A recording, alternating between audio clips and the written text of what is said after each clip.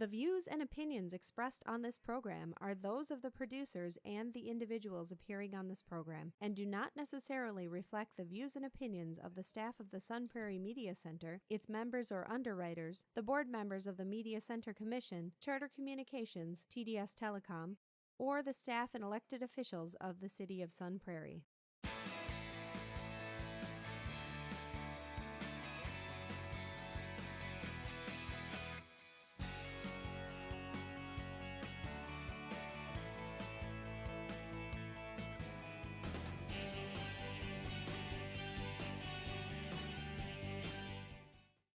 Hello and welcome to Real Reviews. My name is Jameson Rabbit, and the man seated next to me is the new frontman for Hootie the Blowfish.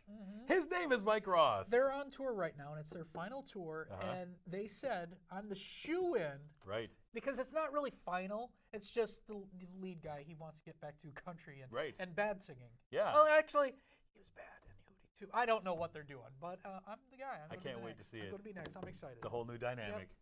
I love it. So this week we have a few movies to talk about.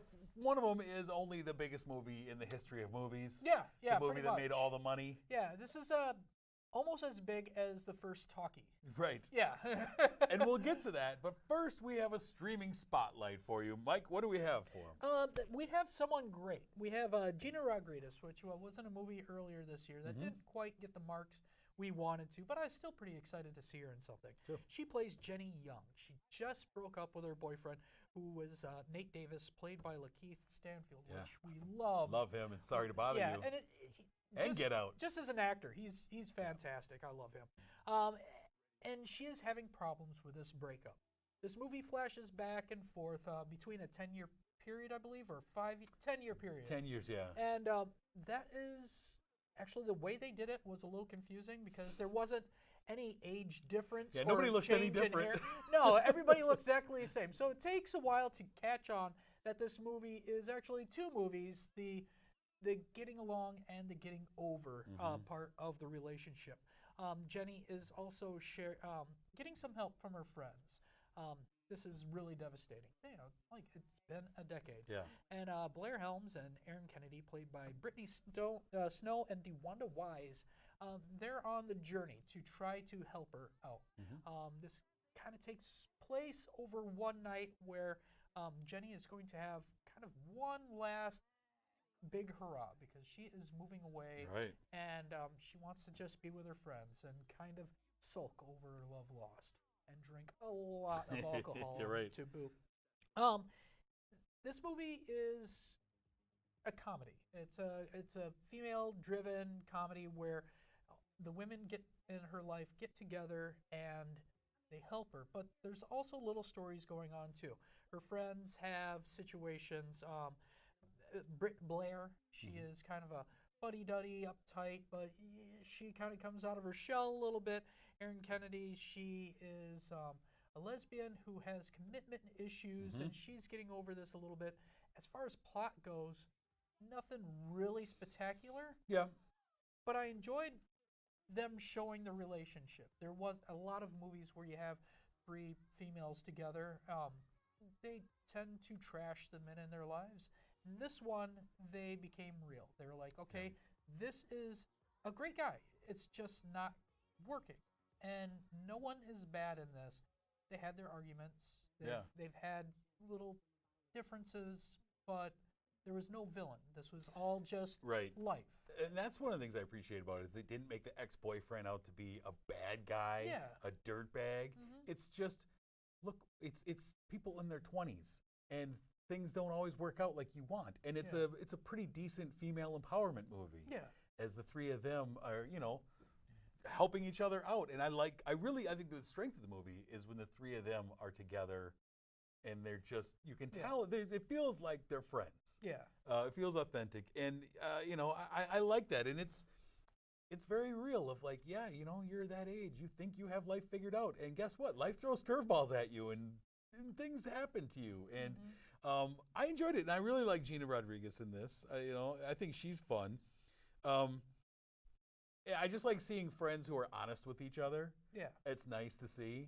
And that's kind of I think, the backbone of this movie is the three ladies all being very honest. Blair wasn't always honest. Right. This is true. This is true. Yeah. But that caused a little comic relief, and it wasn't a really big blip. But either way, I thought this movie was okay. You really Well, no, I mean, there was, like you say, there was a real lack of plot, which was kind of, when I got done, I was like, okay, it didn't really go anywhere outside of their relationships with each other, and and trying to figure out life with each other. But I mean, there wasn't a huge any movement in the movie or the story. It was really just her reflecting on her relationship, and it's one night, like you say, just trying to, should I get over him? Should I not? Were you confused when they? Oh, absolutely, because there was zero transformation as far as their looks, their dress. Like everything was the same. Yeah, and so it was. You'd have to try and filter out, like, okay, how far back in this relationship was this? So yeah, I mean, it was kind of standard as far as a breakup movie goes. Yeah. But I did enjoy this cast, and I like Brittany Snow, and I like seeing her outside of those Pitch Perfect movies. I like Nate Davis, not Lakeith Stanfield. Yeah, he's great and everything. He's fantastic. His demeanor and the way he carries himself, cool. He's pretty cool. I want to be his friend. I do. What did you end up giving Someone Great? I gave it a 3. It's decent. People should watch it. Yeah. It's available on Netflix right now. I gave it 3 stars as well. It's a good movie. It's nothing groundbreaking, but I'm not going to remember this in a month from now, but I enjoyed the It'll time be one I of was those movies, watching I think, when I'm doing my end of year thing, I'll be like, what was Someone Great? It's such a generic title. But it was a fun enough watch. Yeah. So. The next movie we have on the marquee is a film that just is coming out in theaters. I saw it at the Film Fest. Written and directed by Nia DaCosta. It's a film called Little Woods. Stars Tessa Thompson, who we know as Valkyrie in a movie we'll be talking about later. She plays a lady named Ollie. Ollie is barely getting by in this broke-down town in North Dakota. She's on parole because she had been dealing prescription meds to the hard-luck people in this town, the people who needed meds and couldn't get them, and she would supply them. Her sister, Deb, played by Lily James, is a mess. She relies on Ollie basically for everything. She's dealing with poverty, addiction, being a single mother who is also pregnant with another one on the way. She's not quite 100% sure who the dad is. And they are really, really in a bad way. And Ollie is trying to go straight and be good. And unfortunately, her motherly nature to help her sister and her child kind of gets in the way of always doing the right thing. And the lure of quick money to save her family and her family home is very strong. She is eventually lured in by a man named Ian, played by James Badge Dale, who is he'd been working her over through most of the film to try and get her to help him with his drug smuggling thing that he's doing. And eventually, she reaches that point where I don't have any other options. I need to do something that I don't really want to do to help my sister and save our house. And it's a film that really, for my money, kind of really showcases 2 really good performances. Tessa Thompson and Lily James are both really great in this. And it shines a light on the desperation that comes with poverty. Everyone in this town is broke, and especially these girls.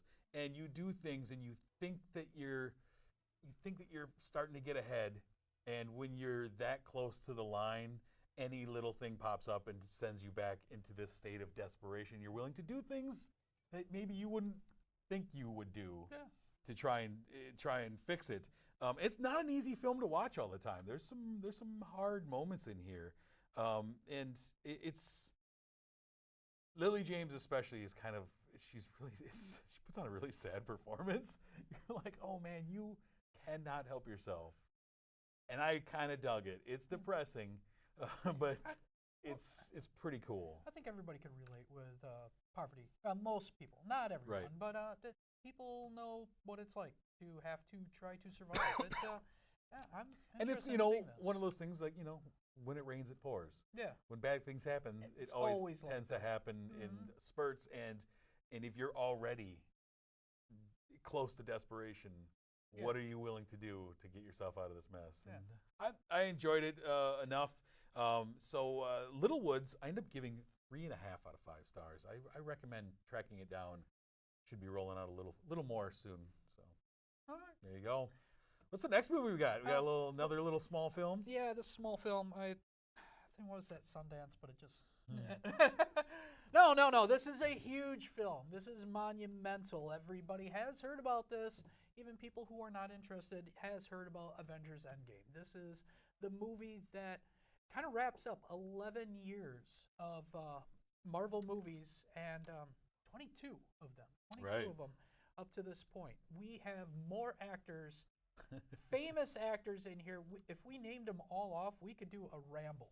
Yeah. This is a huge, huge literally film. Everyone basically that you've seen in the Marvel movies every single makes one an of them. appearance. And you're like, oh, I forgot about that guy from the Iron Man 2, but here he is. The only person that does not show up is obviously Edward Norton.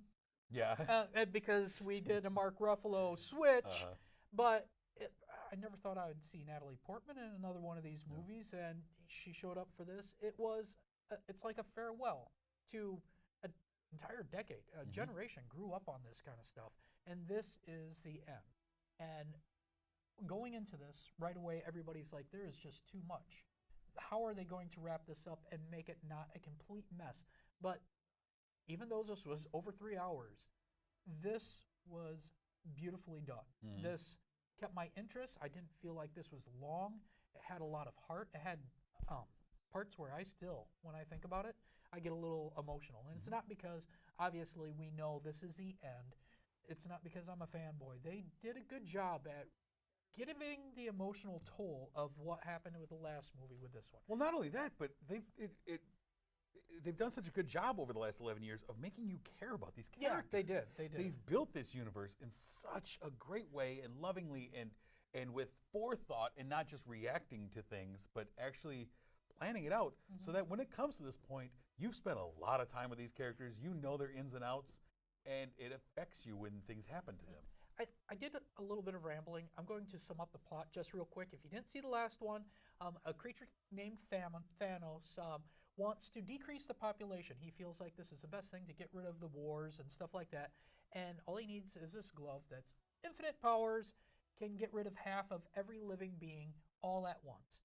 A lot of people lost loved ones, and in this movie, it's the remaining people of the Avengers trying to gather up these stones again so they could undo what Thanos did. Yeah.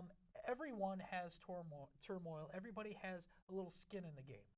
One of the characters that really never meant to have any emotional toll to, he showed up to all the Avengers and Thor was Hawkeye. Doesn't have his own movie, but he has a scene in there that almost made me want to bawl. Sure. He's got a couple of great moments in this movie. And he is one of the remaining heroes that was able to save the day. Well, and I really liked that because he wasn't in Infinity War. He and Ant-Man were both, from what happened with Civil War, they're both on house arrest. Yeah. And these are the two guys who have families out of the Avengers. And they have a reason to go, look, I need to kind of play it safe. And this movie opens with Hawkeye. I like that they're like, yeah, he wasn't in the last one. We're going to open with him and give him stakes right away. I almost started bawling. Because we do not want to give you spoilers. Right. Facebook is enough for spoilers. It's if you don't want to know, you can't be on social media during this. You can't. Same thing with Game of Thrones. Right. I've it's all happening right now. Unliked a lot of things I followed because they just can't stop with the memes and stuff like that spoils things. And I'm sure everybody has already hit their spoilers. We're going to do our best not to. No, matter of fact, I'm done talking about the rest of the story. It's. I think the big thing is our reaction to this movie because it has been built up over the years, but even in the last year, the way the first one ended, the way Infinity War ended, it was such a shock, and it left a lot of people in a little emotional turmoil there. And like, I lost some friends in this. Yeah. And how are they going to do this? And I thought it was just immaculate how they did this. There's some very powerful moments in this movie. Yeah. There's some very emotional moments in this movie where, like you can say whatever you want about me, but I had moments where I had tears of joy. I had tears of sadness. Yeah. I had tears of melancholy because a lot of this movie deals with time travel, and we're going back and revisiting the previous movies. Yeah. And revisiting characters and loved ones and things like that.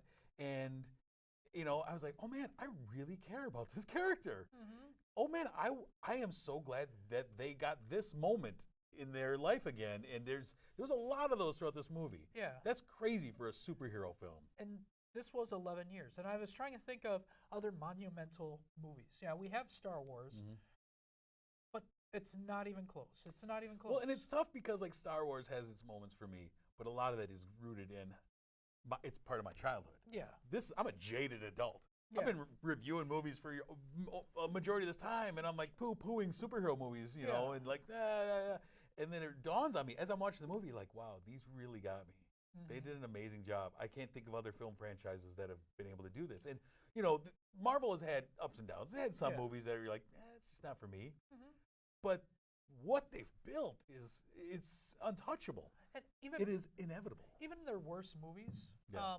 okay, we're not talking about Thor. Okay. But all the other worst movies Yeah. are still really good movies. Right. That first Thor, though. Whew, Not good. No. Not good. Not. But they fit so much into this film. Yeah. I mean, like you say, it's 3 hours and change, and it didn't feel like that to me. Because they did a great job of fitting all this stuff in. They did not waste time. You know, there's so much emotion. And it's great because it starts off, you know, I mean, it's basically like broken up into three things where it's everyone's gathering, you know, what's left and how do we move forward and what has happened in the time since the last film. And then it's okay, now there's a heist involved, a middle chunk is a heist, and then the final is, I mean, it's just a battle. Yeah. And the fallout from that battle, and the screen is just packed with things, and you would think it could be messy. Yeah. It would be like a Transformers movie. You're like, this is too much on here, but there's not. It fits. And movies like Transformers, and everybody knows who watches the show, I dislike them. It's so much action that I fall asleep. I just get bored, just like, and I zone I can't out. follow it, so I don't care. Yeah, where this one, every single action was expertly thought of. There was a lot of love and care that went into every single move, and it was awesome. And I'm not using it like I used it in the 90s. This is an awesome achievement. Yeah, I mean, I have nitpicks with this movie. There's some things that Curious. I have issues with. I can't talk about it here. That's the problem, is it would be very spoilery. Yeah. But I have my nitpicks. But it doesn't matter. It does not matter because it doesn't detract my opinion from this film and the emotion that I get from this film. My nitpicks are what they are, but I think this paired with Infinity War are a phenomenal film, but separately they're both great. To plug another thing that you do, when you talked about this for 90 minutes on your podcast. Yeah, Flicks Podcast. Did you do spoilers? Oh yeah, it was all spoilers. All right, so we gave the big spoiler in the first 2 minutes. If you want to know what nitpicks him, check out his other. Yeah, go check out Flicks Podcast on your iTunes. But yeah, I think, this is a huge thing because obviously going forward, things are going to be very different in the Marvel Universe. You know, we have Spider-Man coming up later this year. But this is a big moment, and I think they did it right. Yeah. That's cool because they could have screwed this up. You know, it could have gotten hokey. They could have easily screwed this up. Yeah. And they did it perfectly. Yeah. That I consider this perfect. Yeah. A perfect ending for So a did you give it a perfect score? Yeah, spoiler alert. Gave it a perfect score. There it is, the 5 stars. There it is, 5. Yeah, I had moments where I was cheering, moments where I was laughing, moments where I had goosebumps. Yeah. Moments where I got a little misty. That's amazing. I was almost crying talking about it today. Yeah. There was someone that doesn't know anything about the movies, and so I could say spoilers because she didn't care. Sure. And I got a little bit clamp. Yeah, I had to stop. Yeah. Yeah. That's awesome.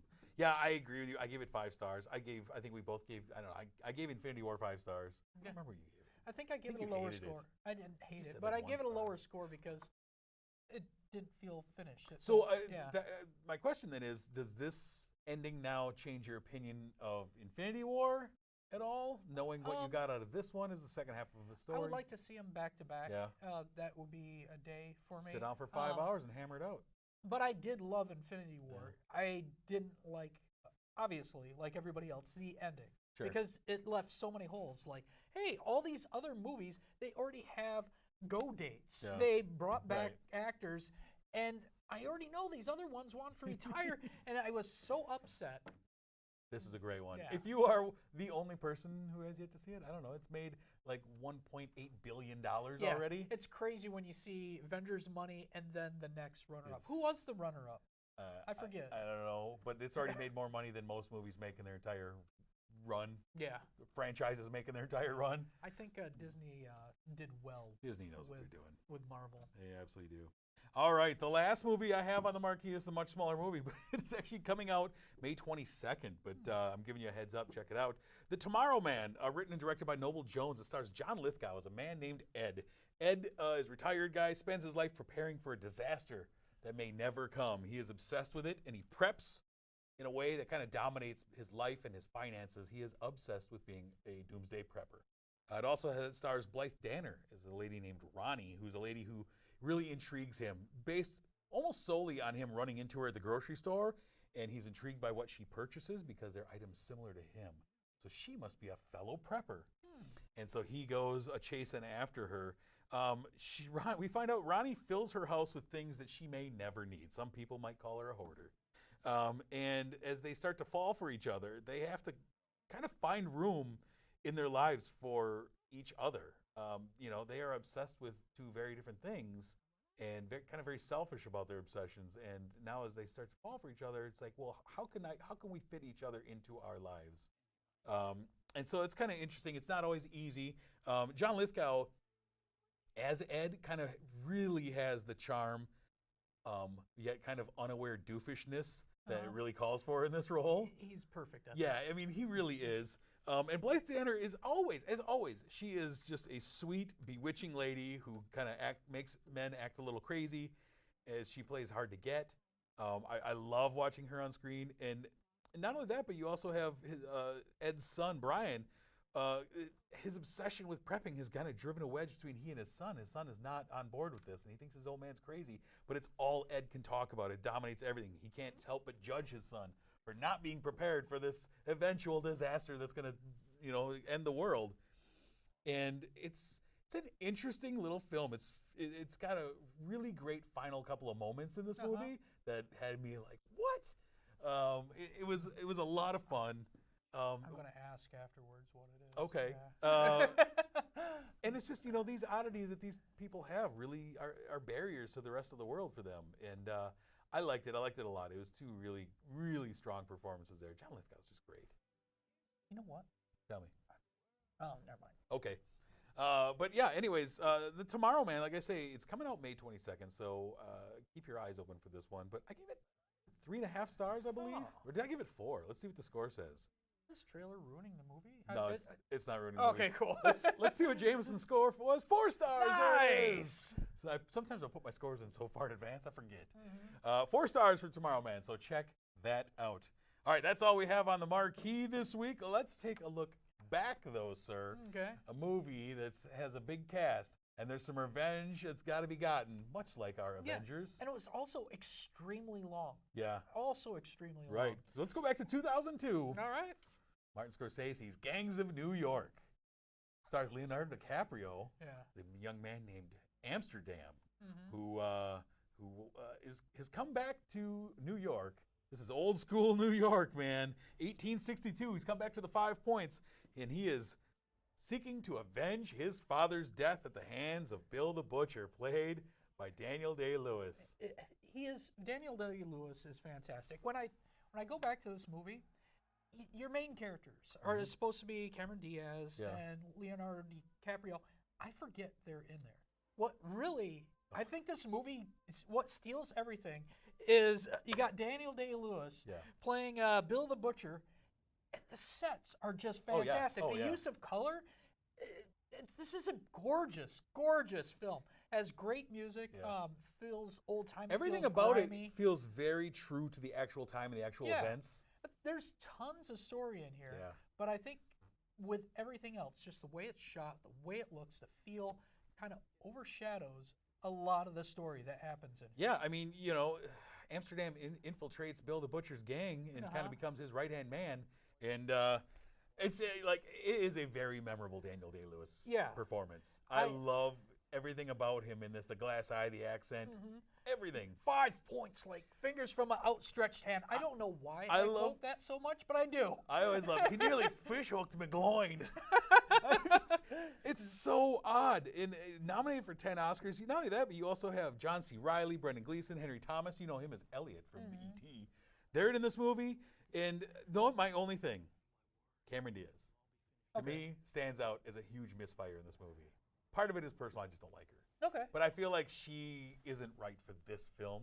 I feel like they could have gotten several other actresses at this time. And I That would feel have been great. I feel like that's a shame because a big chunk of this story is supposed to be the love story between Cameron Diaz and Leonardo DiCaprio. Yeah. She is Bill the Butcher's plaything, pretty Yeah, much. basically, And Amsterdam it falls in love, and it becomes a thing because his whole life becomes is a supposed weird to be triangle now. Yeah, it's supposed to be. Is it supposed to be about revenge, or is it supposed to be kind of about love? Which one Right. am I going to do?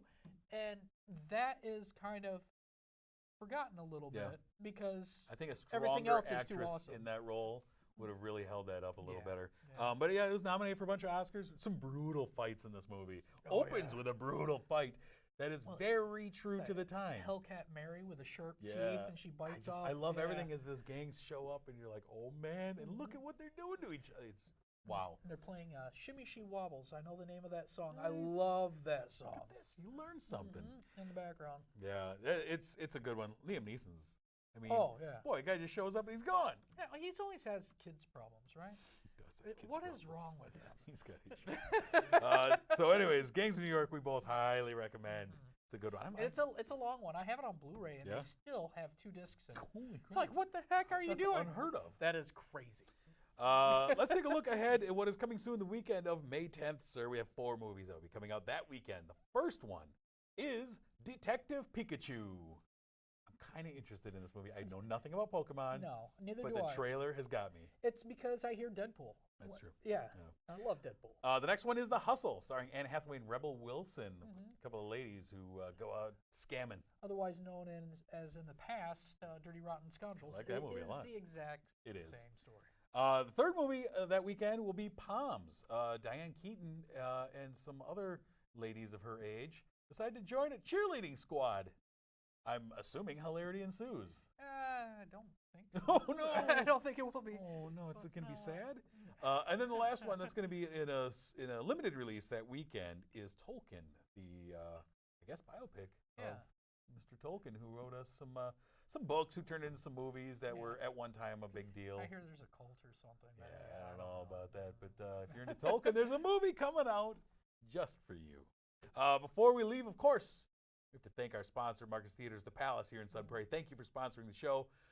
Big shout out, man, the staff there doing yeoman's work. I mean, they were open for almost 24 hours at a shot there for a while.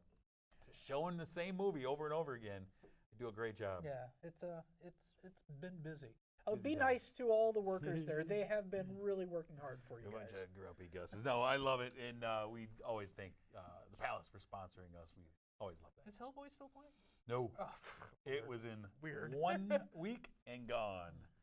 Yikes, I missed it. I took the week off, you know. You guys do the show without me. I come back, Hellboy's not in theaters. Well, hopefully Jeff Robbins doesn't watch the end of this show Yeah. because slowly I'm going to give him the swag I got. So today he got the poster. Next week I'm going to give him the pop thing. Oh, wow, nice. Good for you. Because he liked the movie. He did. I watched the show. Next week, we are going to be talking about movies such as Long Shot, as well as Ugly Dolls, and we're going to have a fun streaming spotlight, of course, as well as maybe some other things. We'll see what we come up with. But anyways, until we meet again next week, I'm Jameson. I'm Mike Roth. Thanks for watching.